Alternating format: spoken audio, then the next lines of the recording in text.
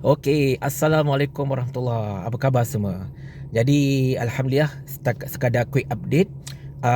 Sekarang saya berada dalam Mercedes-Benz W210 E240 Elegance yang baru saja saya beli semalam. Alhamdulillah, pagi tadi saya telah berjaya menyempurnakan penukaran nama dan juga road tag dan sebagainya. So everything dah cantik semua. So kereta ini memang secara rasmi ni dah pun menjadi milik saya lah. Alhamdulillah. So mudah-mudahan dia dapat berkhidmat dengan lebih lama lagi selepas ini, insyaAllah.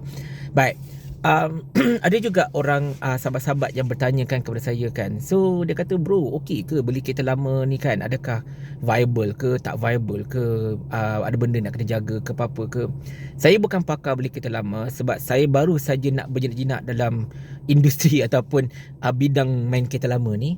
Tapi itulah persoalannya, kenapa beli kereta lama kan? Sedangkan Alhamdulillah melalui Forever Living, kalau ikutkan income, memang saya dah cukup dah nak beli kereta yang lebih moden kan, macam Mercedes, macam C-Class yang baru ke, C200 ke kan, ataupun mungkin beli Alphard ke, Velfire ke. Tapi kenapa saya beli W210 kan? Jawapan dia kerana minat, tu je. Saya memang minat kereta ni, dan bagi saya W210 atau Mercedes lama ni, dia macam ada satu nilai klasik yang kita tak boleh nak tukar ganti dengan kereta moden tau.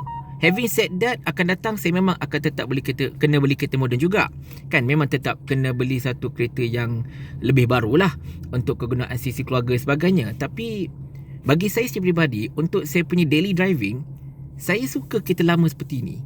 Sebab nombor satunya, kereta lama ni dari segi penjagaan dia tidak serenyah kereta baru kalau ikutkan. Sebab kereta baru ni dia full of electronics, sangat-sangat computerized, dan segala bendanya memang computerized belakang. Jadi benda tu macam agak renyah bagi saya sebenarnya. Dan kereta-kereta lama ni dia lebih straightforward tau. Penjagaan dia lebih straightforward kan. Macam contohnya W210 ni, just jaga dia punya orang kata apa, maintenance berkala dia. Periodic maintenance kita panggil, iaitu nak tukar minyak hitam, minyak enjin dan sebagainya kan. Nak tukar minyak hitam, minyak enjin samalah, minyak gearbox dan sebagainya.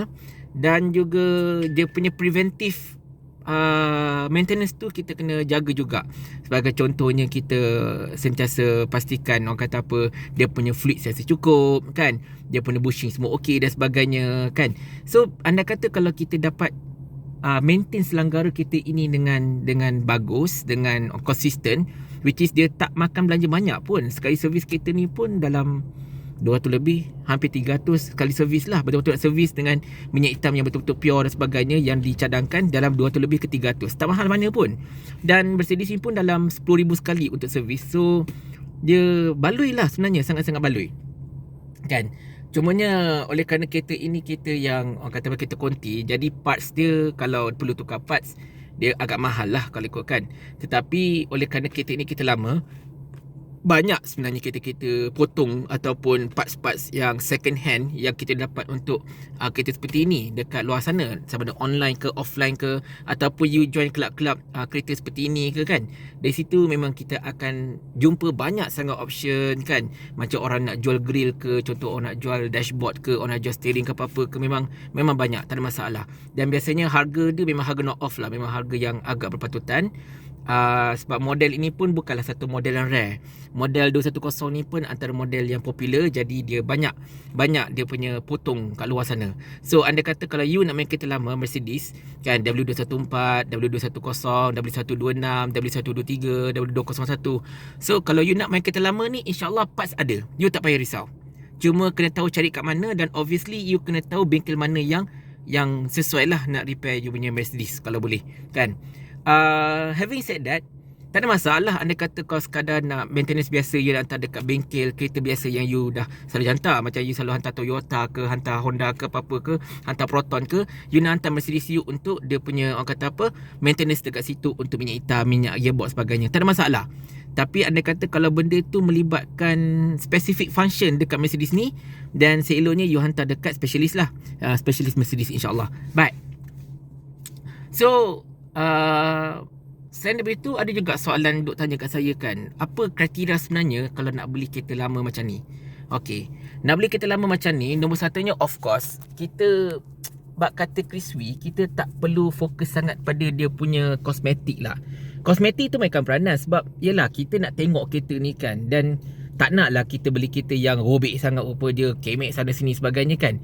Kalau setakat patina sana dan sini, macam contohnya seat ni perhatikan, seat ni macam ada sedikit comot-comot, macam ada patina di sana. Patina ni lah macam wear and tear lah kan, macam ada comot-comot di sana sini tu. Itu biasa, tak ada masalah. Kosmetik tu the least of our concern. Yang paling penting ialah enjin itu sendiri. Enjin dan juga dia punya suspension system dia 4-4. Dia punya absorber dan sebagainya. Jadi itu yang sangat-sangat penting untuk kita perhatikan. Sebab anda kata kalau kereta tu lawa, kosmetik cantik everything. Sebab saya pernah jumpa kosmetik kereta memang cantik gila, memang perfect. Dia punya interior, exterior dia memang lawa lah kan. Nak kata kereta baru tak lah, tapi memang lawa. Tapi enjin tak sedap, enjin tak cantik, enjin dia ada banyak masalah. Perlu ingat masalah kosmetik macam saya katakan, you boleh cari parts mana-mana je. Kalau setakat car pun dah, you boleh polish balik ataupun you just repaint. Ataupun zaman sekarang orang suka wrap, tak ada masalah, wrap saja. Tapi anda kata kalau problem berkaitan dengan enjin, yang itu bermasalah besar kan. Kalau problem berkaitan dengan enjin, yang itu bermasalah besar. Sebab yang tu akan menyebabkan you mungkin berbelanja begitu banyak untuk repair enjin kereta you saja. Okay, saya kata nampak macam sekarang ni saya tak tahu ada sedikit asap. Asap tu datang dari exhaust saya. Ini menunjukkan bahawa memang saya perlu tukar dia punya oil dia. Kita punya minyak hitam dia punya minyak enjin ni memang kena kita tukar. Kena buat major service juga kita ni. Major service pun saya check tak sampai 1000 pun semua. So Alhamdulillah. Kalau kita beli kereta lama, memang kita kena beli kena buat major service. Terutamanya kereta-kereta lama macam ni, memang orang kata apa, enjin dah lama kan. So dah asap ni maksudnya carbonization dalam enjin tu mungkin dah agak banyak. So kita kena pastikan yang dia everything okay lah. Kita kena buat major service dan sebagainya. Okay, so lain-lain tu, and then you tengok juga kalau tayar tu tak berapa cantik sangat bunga dia, you kena take notice dan you kena tukar secepat mungkin. Macam kereta ni Alhamdulillah bunga tayar dia boleh tahan lah dalam beberapa bulan lagi. Tapi saya kena tukar juga sebab tayar ni tayar dah lama. So tayar ni saya tengok masa saya check, tayar ni dah berusia lebih kurang dekat 5 tahun. So saya kena tukar tayar ni. Dan membenarkan rim kereta ni pakai tayar rim 16. So tayar dia tak semal mana, mungkin sebiji dalam 400 lebih, 300 lebih kalau beli tayar biasa. Kalau beli yang mahal macam Michelin ke kan, macam Bridgestone ke, Michelin P4 tu dalam 600-700 juga lah sebiji kan. So tengoklah bajet bagi masa akan datang macam mana. But specifically pasal kereta ni, nak beli dia, okay. So macam saya dapat, Alhamdulillah dia punya gauge semuanya berfungsi. Dia punya orang kata apa, dia punya temperature gauge pun cantik, dah 80, tak ada masalah sangat. Cuma itulah kan, dia punya gauge ni tak masalah sangat. And then pastikan temperature jangan lebih 90 lah. Okay, jangan overheating. Yang tu kena pastikan juga. And then dia punya tolok minyak pun macam masih lagi berfungsi. Speedometer, menggunakan kereta ini ialah CBU daripada UK. So saya dapat kedua-dua kata bacaan, iaitu mile per hour dan juga kilometer per hour. So yang ni you kena perhatikan kalau you tak biasa mile per hour, you tekan tengok, oh baru 60, you tekan lagi. Padahal itu 60 mile per hour kan. Sedangkan ikut kilometer per hour dah 100 dah. Jadi you kena berhati-hati, you jangan salah pandang kat situ. Okay, dia punya RPM meter pun cantik, Alhamdulillah, semuanya berfungsi dengan baik. Jam pun okay. And then dia punya centric instrument cluster dia pun okay, tak ada masalah. Alright, masih lagi berfungsi dengan baik, Alhamdulillah. Dia punya sensor pun masih berfungsi. Okay, and then steering ni ialah steering yang fairly biasa. Ada patina di sini dan sana. So benda ni ialah list of my concern, tak ada masalah sangat. Akan datang kalau nak, saya just cari steering ni dekat online, no problem. So Mercedes lama macam ni, biasanya dia tidak ada belah kanan. Okay, dia tidak ada tombol belah kanan. Dia tombol je cuma belah kiri saja, iaitu ini ialah signal apa tu, lever dan juga untuk wiper. Dan juga ini ialah dia punya cruise control. Okay, lampu nak pasang di sini. Ni lampu dia, ini lampu besar, ini tak pasang lampu, ini ada lampu kecil. Lepas tu ini ada lever untuk tahap keterangan lampu dekat depan. Okey, kunci dia kat sini, dia kunci separa elektronik kat sini. Dia bukan kunci yang besi tu, dia kunci separa elektronik. Dia ada chip dalam kunci ni. Jadi dia, ini macam precursor lah untuk orang kata apa, push start button sebenarnya. So kalau you nampak, ini apa? Ini ialah lever untuk melepaskan brake kaki. Kereta ni tak pakai handbrake dia pakai foot brake. So foot brake dia ada dekat situ, bawah tu. mungkin tak nampak, minta maaf. Sekejap kita cuba pasal lampu sekejap. Okey, pun tak nampak juga rasanya. Okey, sebelah kaki saya ni, ni ialah dia punya orang kata apa, foot brake dia. Dan nak release foot brake, dia bukan macam Harrier tau. Macam Harrier ke atau macam apa nama Cayenne ke kan. Kalau Cayenne atau Harrier, you tekan untuk kunci dan tekan balik semula untuk release. Kalau Mercedes tak, you tekan untuk kunci dan you kena tarik dekat sini untuk release. Sama macam 124. Okay. Alright. So dia punya central console dia, alhamdulillah nampak. Syukur saya masih lagi dapat interior yang masih lagi katakan sangat perfect. Dia punya kayu-kayu semua cantik, semua everything kan. And then kemudian dia punya kemasan kayu pun okey. Setakat ada sangkut di sana tu, itu biasalah. Okey. Radio dia saya tak dapat nak buka sebab owner lama dia terlupa kod radio ni. Okey. Radio Mercedes ni dia ada kod tau. Andai kata kalau kita cabut bateri ataupun tiba-tiba pula kita macam tukar bateri ke ataupun for some reason electronics dekat Mercedes ni terputus dengan sendirinya. So radio ini dia akan lock. Bila dia lock, dia ada satu code number. Code number ini memang hanya owner dan juga pihak Mercedes saja yang tahu. Jadi owner lama dah terlupa berapakah kod dia. Jadi saya tak boleh buka radio ni. Tapi oleh kerana kereta ni pun kalau tak salah saya tak ada reverse sensor, jadi saya mungkin akan tukar kepada Android unit dekat sini dan siap dengan reverse camera lah untuk mudahkan saya untuk memarkirkan kereta ini secara membelakang sebab kereta ni panjang Alright. Gear lever dia okey, elegance. Saya tak dapat avant-garde, saya dapat elegance. Ini ialah dia punya tingkap semua. Dia punya orang kata apa, button untuk tingkap. Yang ni untuk lock tingkap. Okey, yang ni ialah electronic stability off on. Biar off lah kan. Biar on je lah. Tak payah off. Okey, yang ni untuk buka terang belakang. Yang ni pula button ini je. Ada banyak-banyak benda button ini yang tak berfungsi untuk saya, iaitu button untuk orang kata apa, nak tutup side mirror. Okey. Yang ini pula untuk adjust side mirror pada kedudukan yang kita nak. Central console dia besar, alhamdulillah. Saya ada aircon dalam tu. So ini ada satu orang kata apa,